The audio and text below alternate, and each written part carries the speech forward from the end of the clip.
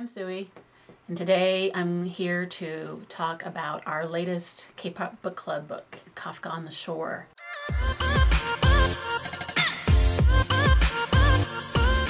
Well, and I chose this one, Kafka on the Shore, because it's a author that I've always wanted to read, that I've heard so much about, and haven't really had the courage to do it. So I thought maybe if I made it be something that I was wanting to read with other people, then I would go for it. So just the past couple of weeks, I finally concentrated on this one and got it done, and it wasn't that hard. I was expecting a book that was hard to read. Let's say wordy or complicated or way over my head as far as what I was reading was concerned. But it wasn't like that. It was very easy to read and very page-turning, I thought, and kept me interested and engaged in it, and it wasn't hard to understand as far as what was happening. Now, if I was to tell you what this book meant, I have no idea. So it was hard to understand as far as what point it was trying to make, why the author did what he did, and what everything meant. I have no idea.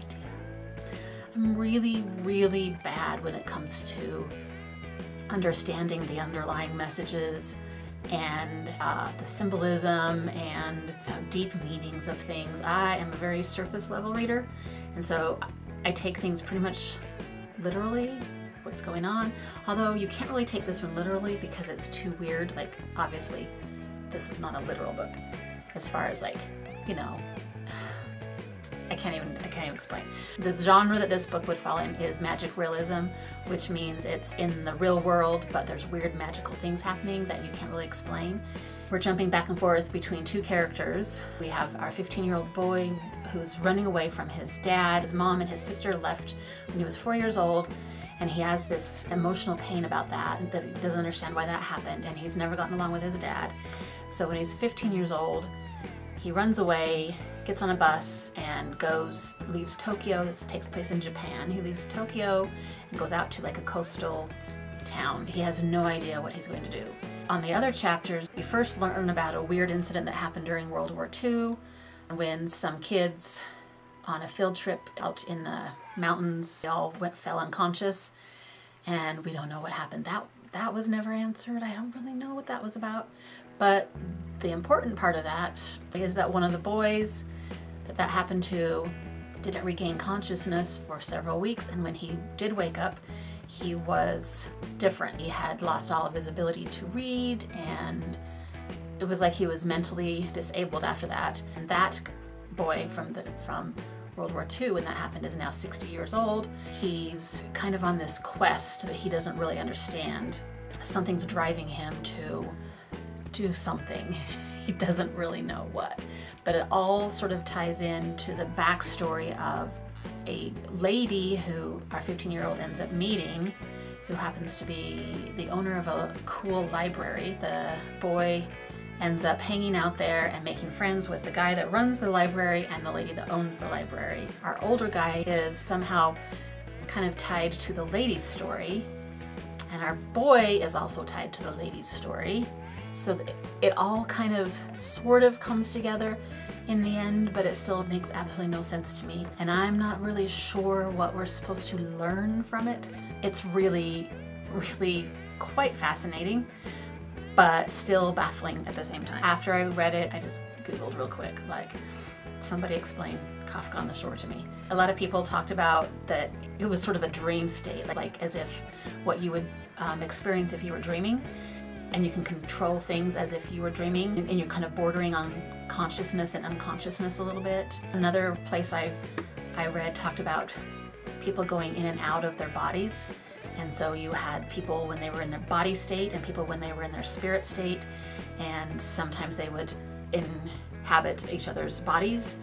And that one made sense at first, but the more I read it, the more confused I got it. But it's kind of, I was like, oh yeah, that's cool, yeah, I get it now. There's just some really mind-bending things that happen in this book. Some pretty creepy things too. Some cool things, some funny things. Some things I really liked about the book were the characters. I enjoyed the characters. They were definitely interesting and different. The 15-year-old boy did not act like the 15-year-old boy to me at all. He acted way older. I was kind of bugged a little bit by that. I don't know why he needed to be that young when he acted so much older, but he loved reading, he loved books, he loved that library that he found.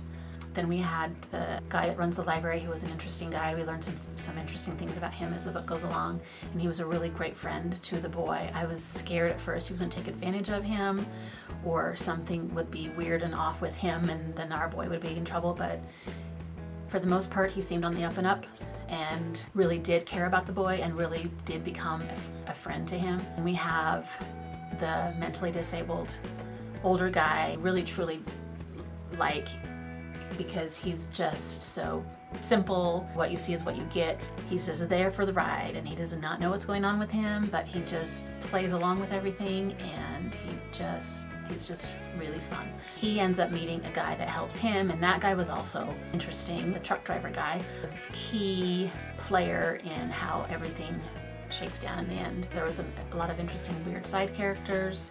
I really enjoyed them all. I just found the book very easy to read.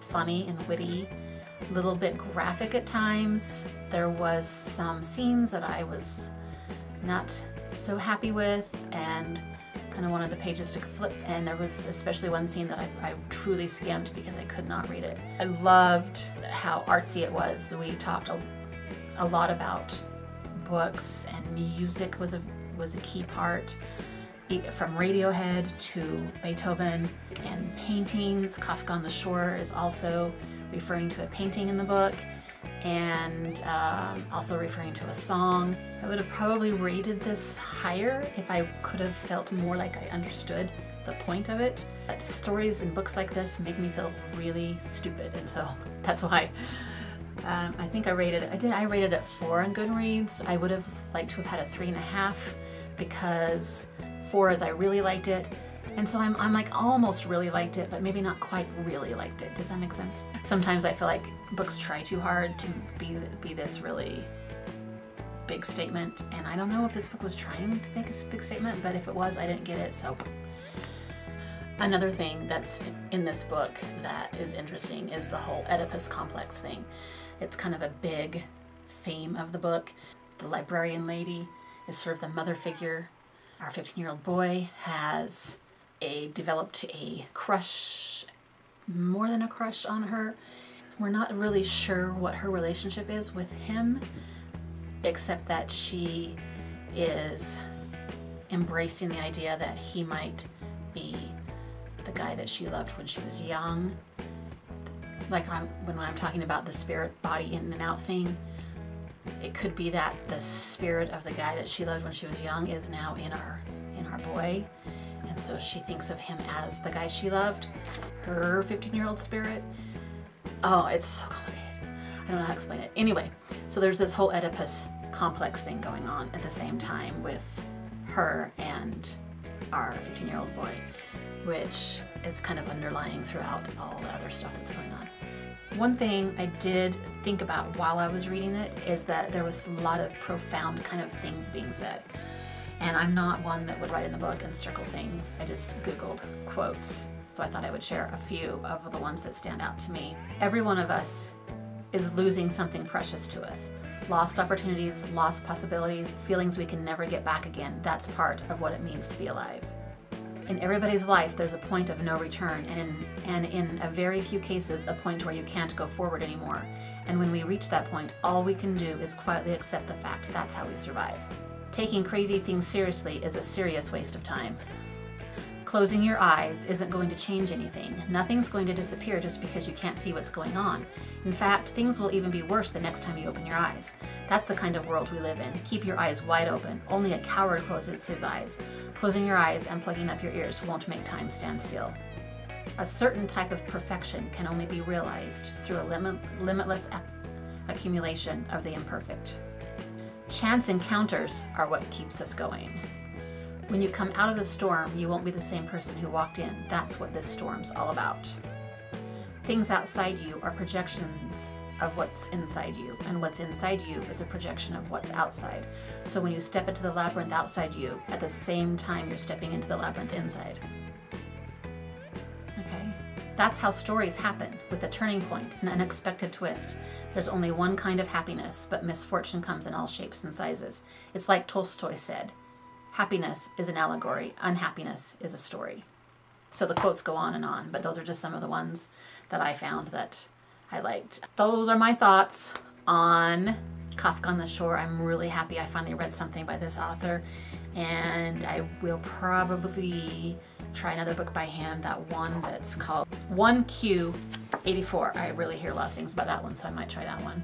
I hope some of you are reading along with us. I feel like we're kind of on our own with this, but maybe some of you are sort of lurking with the reading thing. I don't know. Let me know if you're interested and if you've been reading and if you have any suggestions. Emily is going to choose our next book, so if you want to head on over to her channel now, she's going to announce what our next book is. She will do a review on her channel about that book. Head on over there, find out what we're going to read next. I look forward to discussing more books with you later on. Have fun. Bye.